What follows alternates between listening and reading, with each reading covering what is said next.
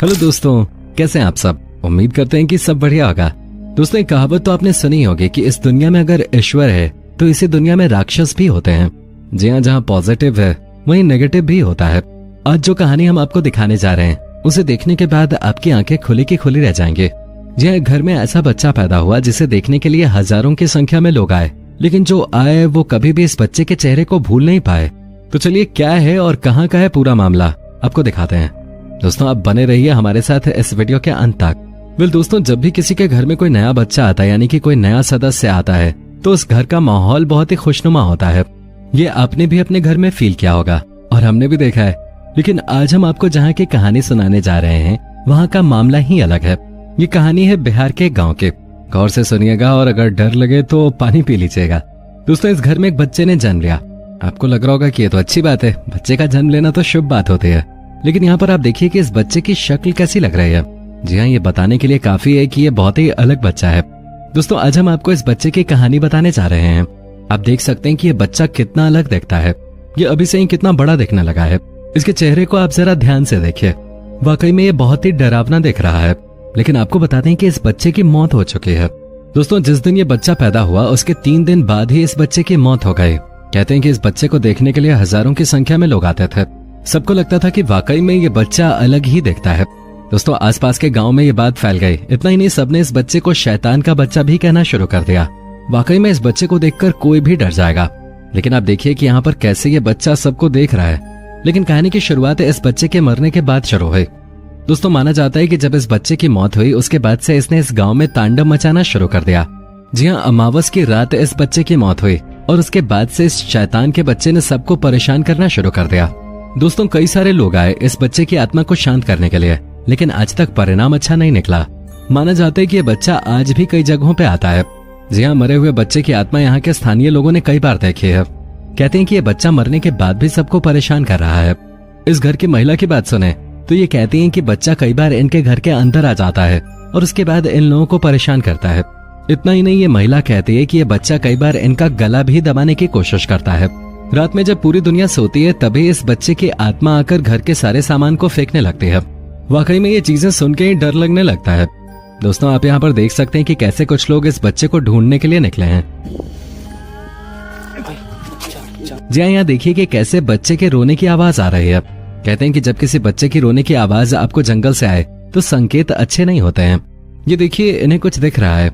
ये उस आवाज का पीछा करते हुए नीचे उतर आते हैं। दोस्तों, यहाँ देखिए कि कैसे इस बच्चे की आवाज को सुनते हुए ये उस आत्मा को ढूंढने के लिए निकले हैं। वाकई में डरावनी कहानी है। ये देखिए कि कैसे यहाँ पर बार बार बच्चे के रोने की आवाज आ रही है। लेकिन जब ये कुछ लोग उस आवाज के पीछे पीछे चलने लग जाते हैं तो उसके बाद जो इन्हें दिखता है वो वाकई डरावना है। दोस्तों, ये देखिए कैसे यहाँ पर बच्चे की आत्मा दिखती है। जी हाँ, क्या आपने देखा? ये देखिए कैसे इस बच्चे के पास बड़े बड़े बाल हैं। क्या वाकई में ये वही बच्चा है जो कि शैतान बन के आया था और मर गया? यह कहानी कुछ और ही है। दोस्तों, इसे देखने के बाद किसी के भी पसीने छूट जाएं। सवाल यह है कि अगर ये आत्मा नहीं तो आखिर इतनी रात में कौन हो सकता है और ये जंगल से आवाज किसकी आ सकती है? ये सुनिए कैसे बार बार अजीबोगरीब आवाजें आ रही हैं।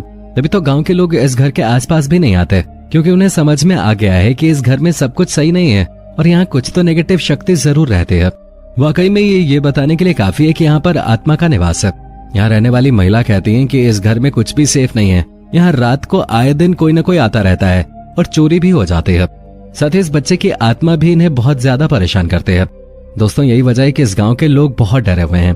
यहाँ के लोगों का मानना है कि ये बच्चा न तो इन्हें न ही इनके परिवार के किसी भी इंसान को आने वाले समय में खुश रहने देगा।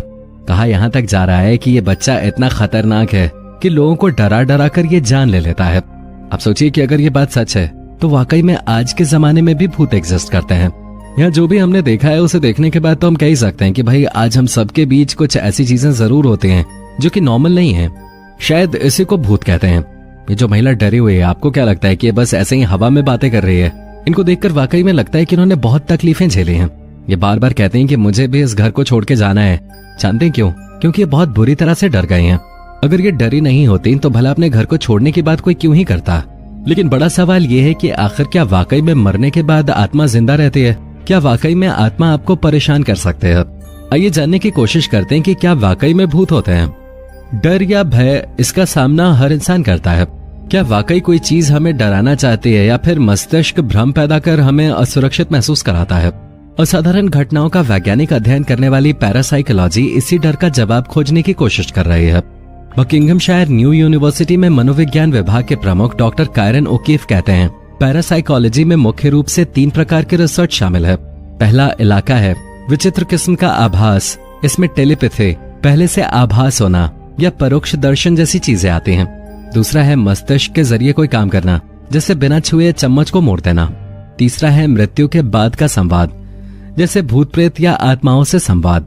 असाधारण घटनाक्रम से जुड़े मनोविज्ञान को समझने के लिए वैज्ञानिक न्यूरोसाइंस की भी मदद ले रहे हैं। असामान्य परिस्थितियों में कई बार हमारी आंखें अलग ढंग से व्यवहार करती हैं। कम रोशनी में आंखों की रेटिनल रॉड कोशिकाएं सक्रिय हो जाती हैं और हल्का मुड़ा हुआ सा नजारा दिखता है। डॉक्टर ओकीफ के मुताबिक आंख की पुतली को बेहद कोने में पहुंचाकर अगर हम आखिरी छोर से कोई मूवमेंट देखें तो बहुत साफ नहीं दिखता है, डिटेल भी नजर नहीं आते हैं, सिर्फ काला और सफेद ही दिखाई देता है। इसका मतलब साफ है कि रॉड कोशिकाएं रंग नहीं देख पा रही हैं। हो सकता है कि ऐसी परिस्थितियों में हमारा मस्तिष्क सूचना के अभाव को भरने की कोशिश करता हो। दिमाग उस सूचना को किसी तार्किक जानकारी में बदलने की कोशिश करता है। हमें ऐसा लगने लगता है जैसे हमने कुछ विचित्र देखा है। तर्क के आधार पर हमें लगता है कि शायद कोई भूत है। ऐसे भले ही कुछ पलों के लिए होता हो, लेकिन इसके बाद इंसान के भीतर हलचल शुरू हो जाती है। सांस तेज चलने लगती है, धड़कन तेज हो जाती है, शरीर बेहद चौकन्ना हो जाता है। कुछ लोगों को बहुत ज्यादा डर लगता है और कुछ को बहुत कम। वैज्ञानिक इसके लिए मस्तिष्क में मौजूद न्यूरोट्रांसमीटरों को जिम्मेदार ठहराते हैं। वैज्ञानिकों के मुताबिक जिस तरह हर व्यक्ति में भावनाओं का स्तर अलग अलग होता है, वैसा ही डर के मामले में भी होता है। ओकीफ कहते हैं, डरावने माहौल में कुछ लोगों के मस्तिष्क में डोपामीन का रिसाव होने लगता है। इसके चलते उन्हें मजा आने लगता है, जबकि बाकी लोग बुरी तरह डर रहे होते हैं। वैज्ञानिकों के मुताबिक बचपन में खराब अनुभवों का भी डर से सीधा संबंध है। अक्सर भूतिया कहानियां सुनने वालों या हॉरर फिल्म देखने वाले लोगों के जहन में ऐसी यादें बस जाती हैं और जब भी कोई असाधारण वाकया होता है तो ये स्मृतियां कूदने लगती हैं। जब हम कोई पुरानी जर्जर इमारत देखते हैं जहां अंधेरा हो, आसपास कोई आबादी ना हो, तो हमें भय का एहसास होने लगता है। वैज्ञानिकों के मुताबिक ज्यादातर हॉरर फिल्मों में ऐसी इमारतों को भूतिया बिल्डिंग के रूप में पेश किया गया है। ये जानकारी हमारे मस्तिष्क में बैठ चुकी है। ऐसी इमारत देखते ही हमारा मस्तिष्क हॉरर फिल्मों की स्मृति सामने रख देता है। डर पैदा कर मस्तिष्क ये चेतावनी देता है कि इस जगह खतरा है, जान बचाने के लिए यहाँ से दूर जाना चाहिए। इसके बाद धड़कन तेज हो जाती है और पूरा बदन जल्दी से भागने या किसी संकट का सामना करने के लिए तैयार हो जाता है। ये सब बहुत ही सूक्ष्म मनोवैज्ञानिक स्तर पे होता है।